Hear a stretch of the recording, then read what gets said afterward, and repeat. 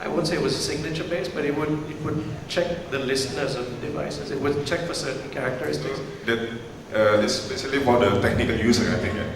No. This was released just for anybody. It was just like a regular, it was just like a regular scanner that you could run that I released for free. So what I'm doing now is I'm speaking with another friend of mine, and we're trying to revive it again, so that we can just give this, because I used to give it for free, and I had like hundreds of thousands of downloads, and there are so many people that asked me to bring it back. But nothing yet. It's not so difficult for the regular user to install. Yes, exactly. It's very straightforward. You can download it from the app world or BlackBerry world. Just install it and you just switch it on, and you can run a scan whenever you want to. But otherwise, it would kind of stay in the background looking for malware. Okay, thank you. Saya dulu pernah ketemu di London. Enggak. Gini, Sheran ini bukan dari India, dia dari Sri Lanka, masih dekat sama Sriwijaya sana. Dari Sri Lanka. Nah, Sheran write a book. Sheran nulis buku. Bukunya berjudul Android App Security. Ya, ini saya bagikan tapi tidak untuk pemula. Karena saya kasihan nanti bukunya cuma dijadikan ditumpuk aja, nggak berguna. Adakah developer Android di sini? Raise your hand please. Put your hands up. Put your hands up. Ada nggak Android developer atau yang ngoprek-ngoprek Android deh? Yes, yes. 1, 2, come forward. You are come forward. Yeah.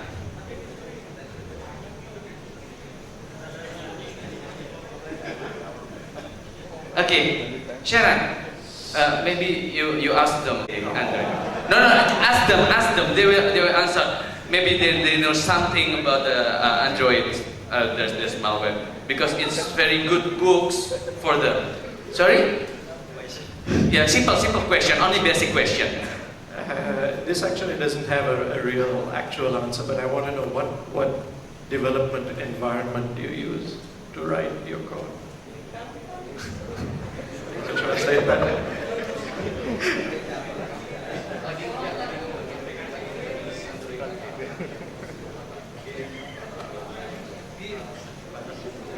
Seperti routing dan bisa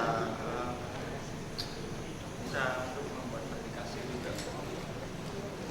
He tried to make some application for routing and some basic application. But I want to know what he used to write the code.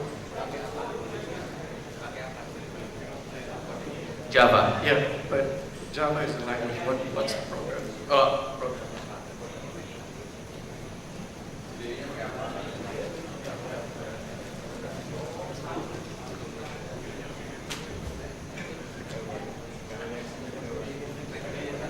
buat tuker makan. Tanda tangannya doang. Terima kasih ya. You, I sentence you. Dah. Mas jangan grogi mas. Ask the same question. No, same question. Yeah, what do you use to write? I'm trying to make custom flow. Custom what I make is trying to improve our battery management. Okay. Because I know some smartphone like our Android is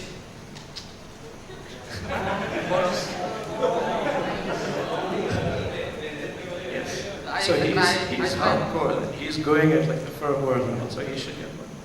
He should get one. Okay, thank you. Thank you. Ada lagi? Ask him the difficult question. Or maybe ask him your birthday. Same thing, I guess. So, just tell me, how do you log something on an Android? How do you write to the log of the Android when you're coding for the Android? what command would you use?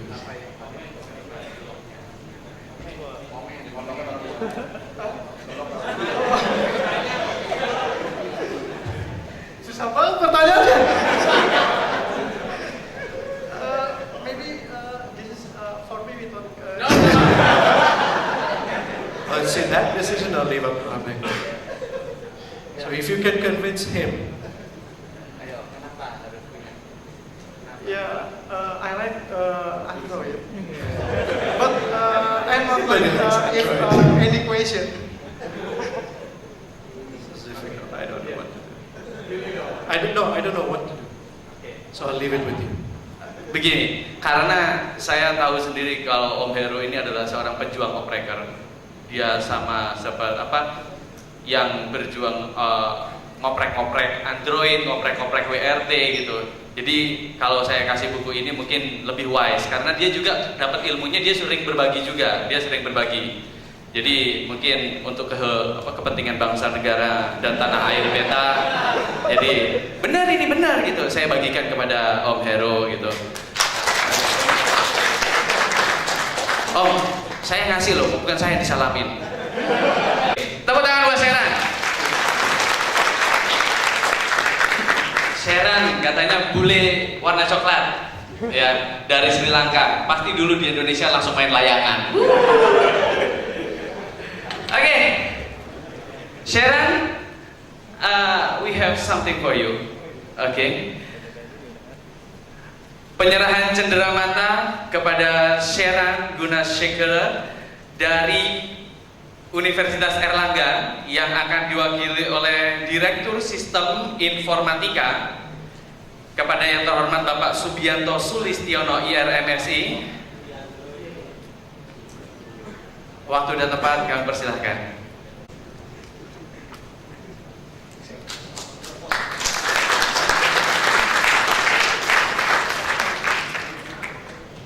Terima kasih. Thank you, Sheran. Cara berikutnya agak ringan. Masih agak, karena kalau ID Sekonf ini kalau materi ringan-ringan nggak masuk sini. Soalnya saya kemarin nulis gitu, bagaimana mengamankan akun Facebook Anda, ditolak. Emang kurang ajar. Komite. Saya nulisnya itu mengamankan Facebook Anda, langsung ditolak. Saya nulis. Oke, berikutnya ancaman pemalsuan sertifikat digital pada implementasi infrastruktur kunci publik di Indonesia. Berat, dikit, kan? Kepada Kakang Mas Eko Yon Handri, waktu dan tempat saya persilakan. Oh, masih persiapan dulu. Dan pengumuman juga bagi peserta CTF, silahkan turun ke lantai 3 untuk mengikuti lomba CTF yang akan memperebutkan total hadiah sebesar 6 juta rupiah. Makanya besok kalau misalkan tepuk tangan yang meriah. Terima kasih. Assalamualaikum warahmatullahi wabarakatuh. Ya, perkenalkan nama saya Eko Yon Handri, biasa dipanggil Yon. Saya dari Lembaga Sains Negara sebagai peneliti sejak tahun 2007. Ya, untuk saat ini kita bahas tentang mudah-mudahan ringan untuk dipelajari karena tekniknya ini gampang dilakukan, tapi memang membutuhkan suatu sos yang besar. Tapi kita bisa bekerja sama untuk menghasilkan apa yang kita inginkan di sini. Oke, lanjut aja ya, biar cepat.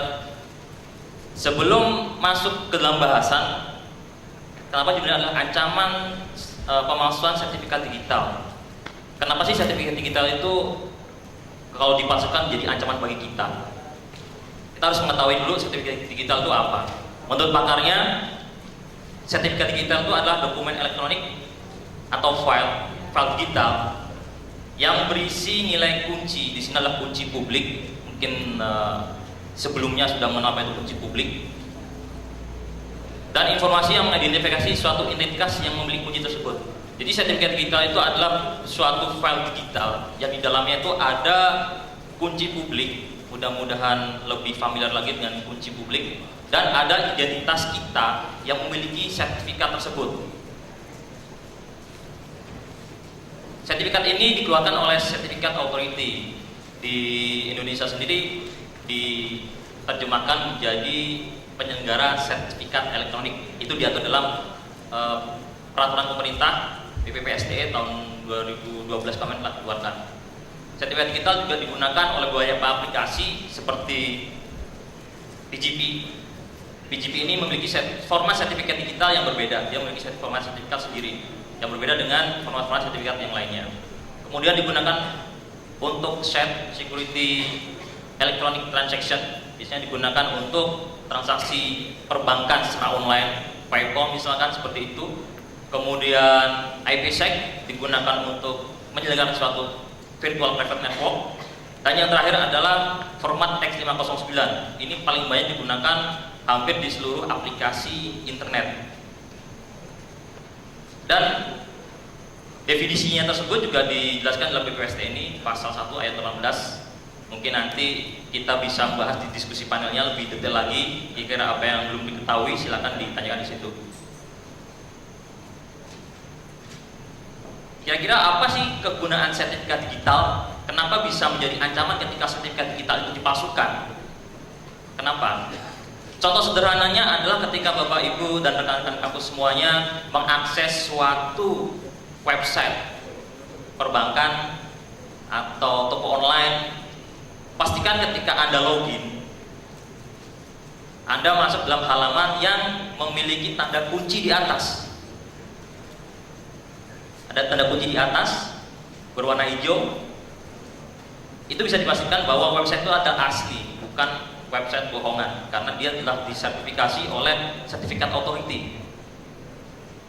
Dengan adanya tanda itu, ada logo kunci di address barnya di browser itu, jika Anda perhatikan semuanya, itu ketika kita sudah mengakses, semua data yang dilakukan adalah browser dengan web servernya itu sudah terenkripsi, seperti kemarin dijelaskan.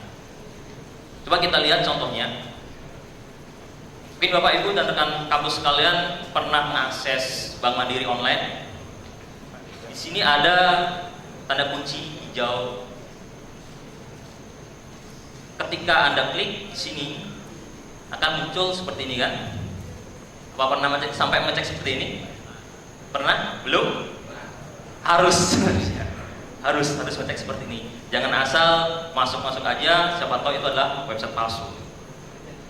Lanjut lagi, ketika Anda klik detailnya, di sini more information akan muncul view certificate.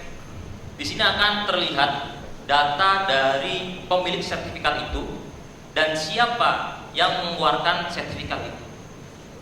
Ini bisa kita contoh. Sertifikat ini dikeluarkan untuk Bank Mandiri. Websitenya adalah ini. Jadi website yang tidak tercantum di sini itu akan ditolak, kan nggak akan mungkin website itu terverifikasi. Yang mengeluarkan adalah Verisign.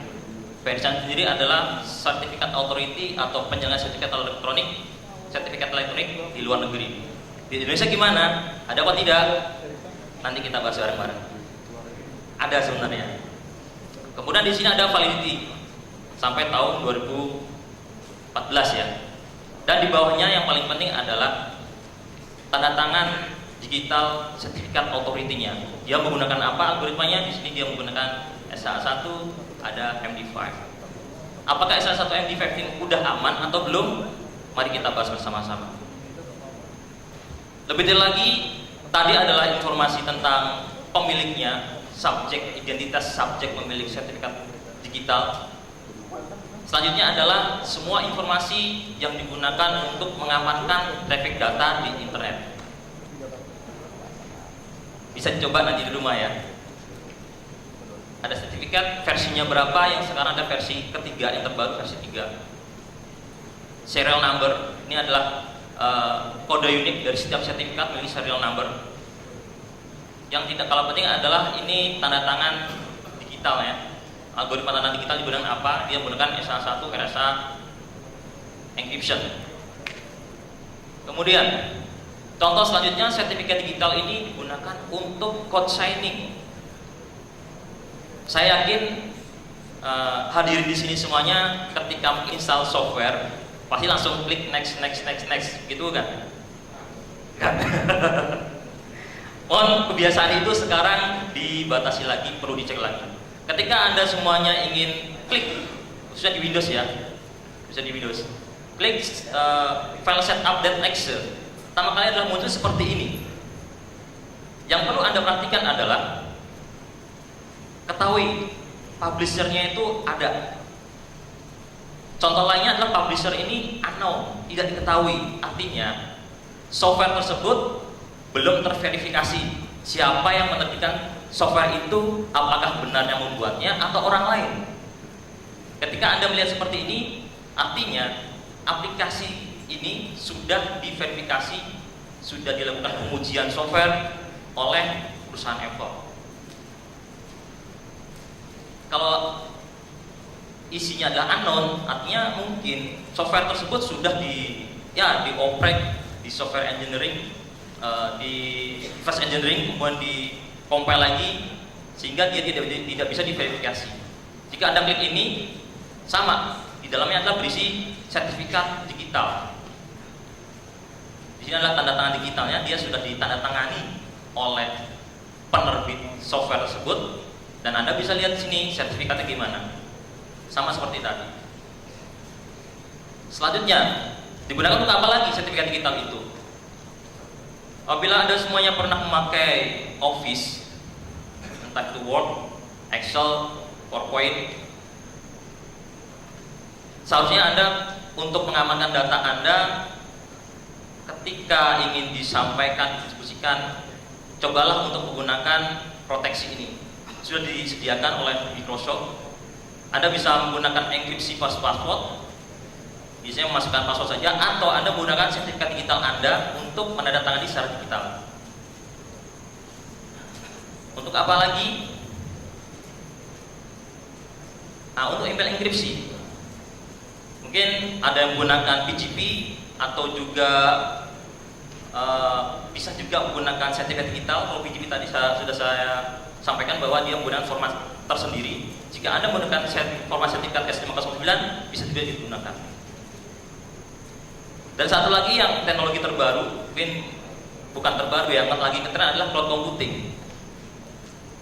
Dalam membuat suatu infrastruktur, infrastruktur as service, itu hardware yang digunakan untuk membuat suatu layanan itu kan secara virtual. Kemudian ada juga yang hardware secara utuhnya yang menyediakan bisa divirtualisasi lagi. Nah, untuk mengetahui apakah software tersebut benar yang sudah disetting, itu setiap server memiliki sertifikat digital. Apabila tidak memiliki sertifikat digital, maka bisa diverifikasi bahwa itu bukan server untuk cloud computing. Seperti itu. Jadi salah limanya kegunaan dari sertifikat digital adalah untuk TTPS, code signing, digital signature, email encryption, cloud computing. Salah limanya. Masih ada fungsi-fungsi lainnya. Masih ingat seperti ini? Klik BCA. Menurut saya ini adalah peristiwa legenda. Peristiwa legenda dulu. Ada klik BCA bisa diakses, kemudian ketika diklik BCA itu bisa menampilkan data yang sama. Nah, ketika website ini sudah menggunakan sertifikat digital, ketika Anda mengetik alamat yang salah, tidak bisa diakses, bisa seperti itu. Ya, mudah-mudahan mengerti tentang sertifikat itu apa, kenapa sertifikat digital ini sangat urgent ketika dipalsukan, apa dampaknya gitu. Bocoran sedikit sebelum ke depannya. Ketika sertifikat digital itu bisa dipalsukan, maka kita bisa membuat website palsu. Website palsu itu terverifikasi oleh sertifikat authority. Dengan demikian, ketika seorang pengguna masuk ke web palsu itu tidak akan curiga karena ada tanda kunci. Ketika ada tanda kunci ini, dia sudah menggunakan HTTPS. Untuk mendapatkan sertifikat HTTPS itu, verifikasinya membutuhkan waktu yang lama. Daftar dulu, dicek oleh sertifikat authority-nya, dan segala macam. Jadi, bisa kita simpulkan bahwa sertifikat digital ini adalah sebagai identitas digital di dunia jin, dunia maya maksudnya. Dunia maya. Di dunia maya, di dunia nyata kita memiliki KTP ya. Kalau di dunia maya, di dunia nyata kita KTP, di dunia maya sertifikat digital lah KTP kita. Siapa yang memastikan bahwa ketika kita menerima email itu benar dari orang yang kita percayai misalkan.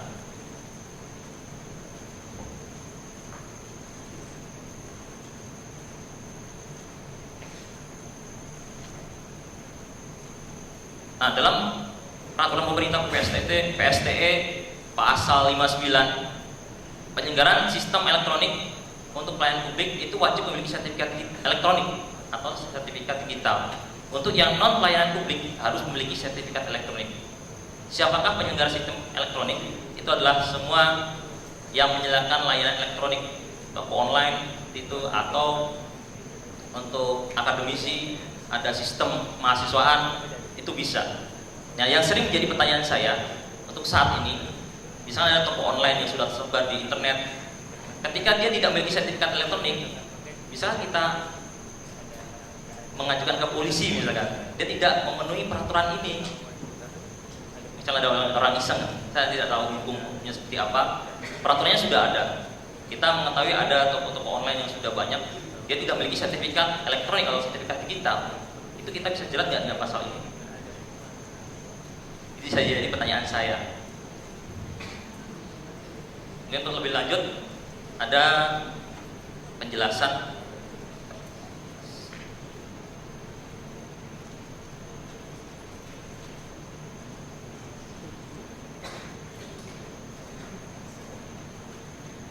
Nah, ini adalah penjelasan tentang tanda tangan digital. Sertifikat elektronik itu sertifikat, ya ini dulu ya. Ini ada dua dokumen elektronik ditandatangani yang sama. Tanda tangan itu bisa di-crop, kemudian ditempelkan dengan dokumen-dokumen lainnya, dan ini dianggap sah karena kita tidak bisa memverifikasi. Tanda tangan digital berbedanya dengan tanda tangan elektronik tadi, dia memiliki kode-kode digital yang unik. Setiap dokumen memiliki tanda tangan digital sendiri. Ketika ditempelkan ke file dokumen lainnya, maka ini tidak bisa diverifikasi karena setiap dokumen ini tanda tangannya itu berbeda-beda. Nih, kenapa kita butuh tanda tangan digital? Ini prosesnya. Public key kita ibaratkan adalah sertifikat digital kita yang berpasangan dengan kunci privat. Kunci privat ini yang akan kita simpan. Kita analogikan, kita punya ATM adalah sertifikat digitalnya, PIN-nya itulah kunci privat kita. Nah, ini kita memiliki keychain private key-nya. Prosesnya seperti ini. Ada dokumen, kita tanda tangan dengan kunci privat kita, kemudian kita sebarkan kepada penggunanya. Penggunanya menggunakan kunci publik kita untuk memverifikasi. Jika private key dan public key ini berpasangan, dia bisa diverifikasi. Ketika ada orang yang mengganti isinya, maka dengan memverifikasi dengan kunci publik, dia tidak akan bisa dilakukan karena isinya ini pasti bisa dibuka oleh pasangannya. Kira-kira itu gambarannya penggunaan sertifikat digital untuk tanda tangan digital. Ya, tutup, makasih Mas. Maju ke pokok permasalahan. Kita sudah punya dasar hukum yang digunakan untuk pelaksanaan sistem elektronik, transaksi elektronik, UITE dan PSTE yang sudah tadi saya sampaikan. Kasus terbaru tahun 2012, mungkin kita ingat data-data minyak bumi di Iran hilang karena servernya disusupi oleh sertifikat palsu.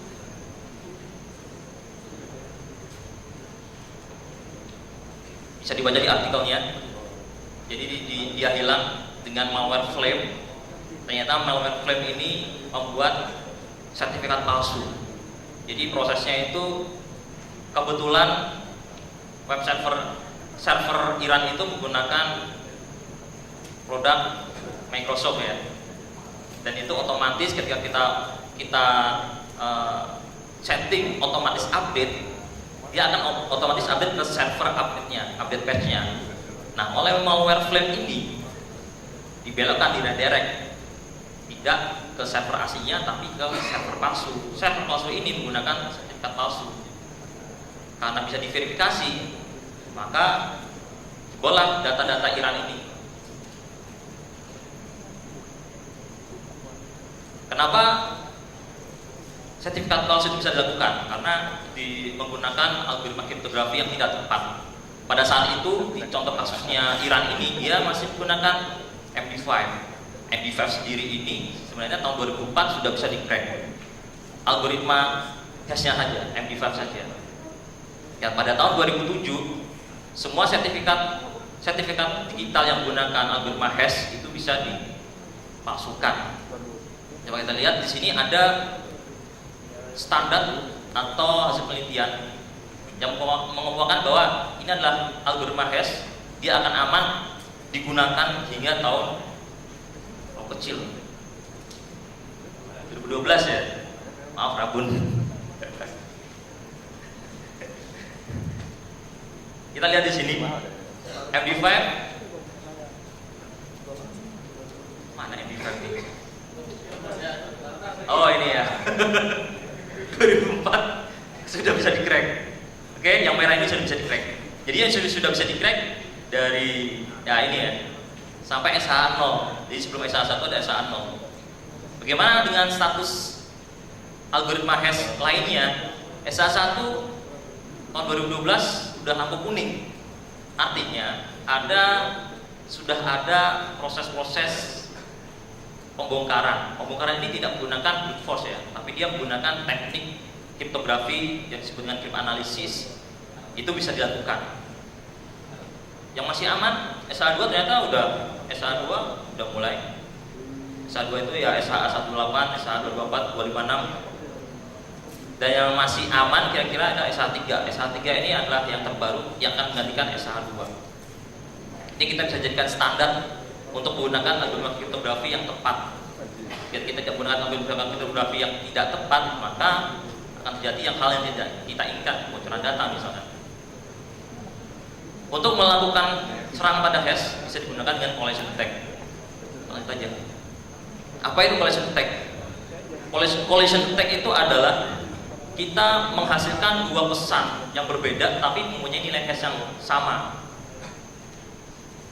Yang pesannya ini ya kita tidak bisa menentukan, yang penting ada dua pesan hashnya sama. Kemudian diperkuat lagi menjadi Intrusion Private Collision Attack. Nah ini kita sudah menyiapkan dua pesan ini, kita siapkan dulu. Kemudian kita menambahkan pesan tambahan di bawahnya sehingga dihasilkan nilai hash yang sama. Ini yang kita jelaskan beberapa algoritma hash function, bukan algoritma enkripsi ya. Saya pernah membaca sebuah buku bahwa MD5 ini masuk dalam algoritma enkripsi. Padahal definisinya kan berbeda. Ini proses seperti ini. Kita siapkan prefix, data ini sudah kita siapkan prefix, kemudian kita yang mencari data tambahannya dan seterusnya sehingga dihasilkan nilai hash yang sama. Ini yang dijadikan dasar untuk meng-attack algoritma hash secara umum. Semua algoritma hash bisa digunakan dengan cara seperti ini. Tinggal kita lihat kekuatannya bagaimana, struktur algoritmanya bagaimana. Skenario umumnya seperti ini. Misalkan ya ini komunitas ya ingin membuat dokumen yang berbeda A dan B, dicek dulu hasilnya sama apa enggak. Jika sama, oke. Kita kirim yang dokumen A nya ini misalnya ke Ani gitu ya. Ani menyetujui dan menandatangani, kemudian kirim lagi ke komunitas. Nah, karena nilai hashnya ini sama, maka ketika dokumen ini ditandatangani memiliki tanda tangan digital seperti tadi saya jelaskan, maka tanda tangan digital ini adalah sama untuk kedua dokumen tersebut. Maka ketika dikirimkan dokumen palsu yang B ini ke Budi, maka aplikasi sebenarnya tidak bisa melakukan pengecekan secara manual. Yang bisa ngecek secara manual kan kita sebenarnya. Karena sistem itu dibuat secara otomatis, maka tidak akan terdeteksi bahwa pesan itu adalah palsu. Nah, bagaimana jika dokumen A dan B ini adalah sertifikat digital? A itu kita anggap sebagai CA-nya, Budi itu penggunanya akan kita komunikasikan. A ini asli, B palsu. Misalkan kalau A ini jenis pengguna, jadi kita mendaftarkan sertifikat digital, mendapat sertifikat dan jenis pengguna. Sedangkan yang palsu ini kita buat jadi sub CA-nya yang bisa menerbitkan sertifikat digital. Celaka lah. Aplikasi dibuat secara otomatis untuk verifikasi. Oke, ini skenarionya. Pertama kita buat prefix. Ada 2 prefix. Kita siapkan serial number dan sertifikat digital, validity periodnya. Kita bisa menentukan validity periodnya ini secara standar. Misalnya kita mau mendaftarkan sertifikat digital ke VeriSign, standarnya adalah setahun. Setahun lagi kita bayar gitu ya. Kita bisa menentukan ini validity periodnya itu bisa tak terbatas. Bisa seperti itu.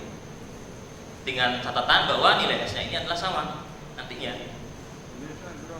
Kemudian kita tambahkan datanya. Di sini adalah kunci privat, kunci publik kita 2. Kita generate dengan teknologi yang ada, sehingga dihasilkan jika kondisinya memenuhi bahwa hash ini dan hash ini sama, maka proses ini selesai. Yang ini kita ajukan ke CA komersial, bisa VeriSign atau segala macam. Ketika ditandatangani, kita copy tanda tangan ini ke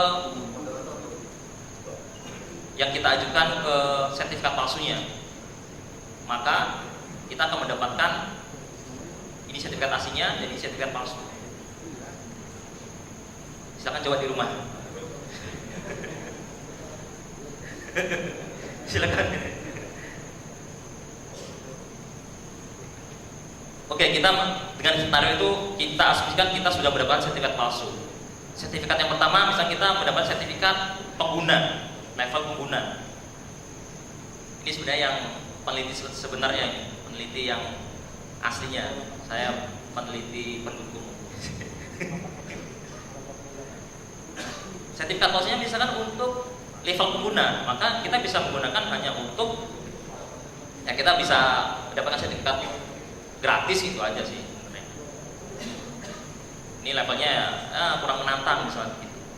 Bagaimana jika sertifikat palsunya itu untuk level CA? Ini yang menjadi masalah. Kenapa? Kita lihat di sini ada dari CA-nya. Ini ada root yang tertinggi, penerbit sertifikat digital tertinggi. Di sini ada intermediate CA. Nah, yang kita serang adalah kita mendapatkan sertifikat digital untuk level ini. Maka sertifikat digital ini bisa menerbitkan banyak sertifikat palsu. Ini sudah palsu sertifikatnya. Kita bisa menerbitkan sertifikat palsu di sini. Makin banyak lah. Dan itu tidak bisa terdeteksi secara manual. Secara otomatis karena ini sistemnya dibuat secara otomatis. Maka kita perlu melakukan pengaturan. Kebijakan-kebijakan itu harus ketat di sini. Kita lihat di sini di saat ini ya lebih dari 50 sertifikat root CA di browser. Jadi browser-browser yang sudah Anda pakai itu sebenarnya sudah termasuk root CA yang sudah terpercaya. Sudah itu udah default. Misalnya ke Firefox silakan dilihat di sini itu ada bagian sertifikat root CA itu sudah banyak. Itu adalah root CA yang sudah terverifikasi, artinya benar aslinya. Beradanya itu memang sudah ada, benar. Berdasarkan survei tahun 2012, tahun November itu, yang paling banyak itu CA itu dioperasikan oleh Symantec. Symantec ini punya 3 malah diakuisisi ya, VeriSign oleh Symantec diakuisisi 40,2 sebenarnya. Kemudian Komodo, GoDaddy, GlobalSign. Nanti kita tanya di Indonesia gimana? Ini kita bahas. bukan saya bahas di tesis mana. Ini pertanyaannya adalah, ini adalah perusahaan asing. Apa kita masih percaya dengan perusahaan asing tersebut? Itu pertanyaannya. Ketika kita mendapatkan sertifikat asli, kita mungkin ada para teman-teman semuanya yang menjadi mungkin ya sebagai konsultan atau admin pasti pernah membuat atau mengajukan sertifikat digital kan, untuk TTPS web perusahaannya misalkan.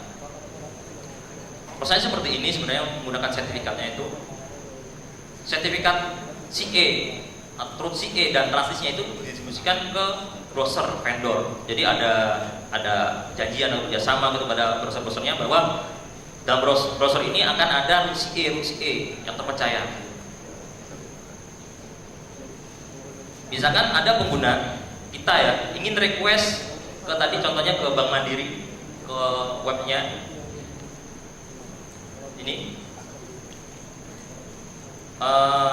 ini sudah masuk ke sini, kemudian lihat. Nah, ketika seorang pengguna ini mengakses ke web HTTPS, maka web ini akan memberikan sertifikatnya. Sertifikatnya ini yang akan diverifikasi oleh browser. Data-datanya ini. Bagaimana dengan sertifikat palsu? Pastinya kita sudah menyediakan sertifikat palsu tersebut dengan teknik tadi, collision tag, bisa dicoba di rumah. Kita bisa buat web palsu. Kita ambil contoh kasus legendanya klik BCA, misalkan ya. Kita buat yang klik BCA, I-nya depan, bukan L-nya depan. Klik BCA itu kita tambahkan sertifikat palsu tadi. Nah, kemudian kita dari direct, ini udah para ahlinya sudah bisa nih dari direct.